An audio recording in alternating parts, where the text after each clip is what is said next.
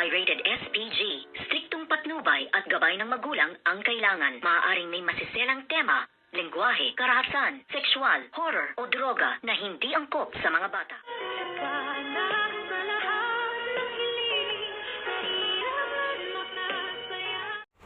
Good afternoon and welcome sa aking munting channel. Dumating na nga ang isa sa pinaka-IT expert at ito na nga ang pagkakataon ni Doc RJ para nga malaman kung sino talaga ang nasa likod ng pagsaksak ng insulin dito nga kay Doc Carlos Benitez. At dito naman ay malaking sampal kay Zoe nang makita niya ang CCTV footage na ito palang demonyitang si Moira ang siyang nasa likod ng lahat ng krimen na nangyari nga dito kay Dr.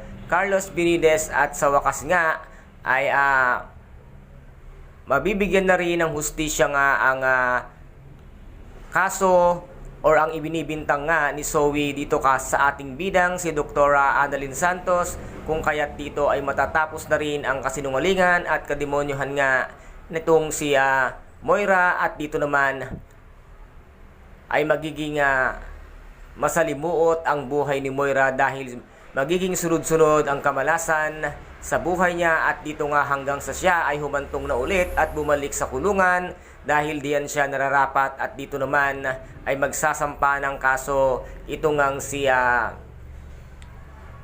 Harry sa ginawa nitong demonyitang si Moira. At dito ay tuluyan na ring mapapahiya itong si Zoe sa kanyang pagbibintang dito sa ating bidang si Dr. Annalyn Santos. Dapat lamang na mabigyan na ng hustisya itong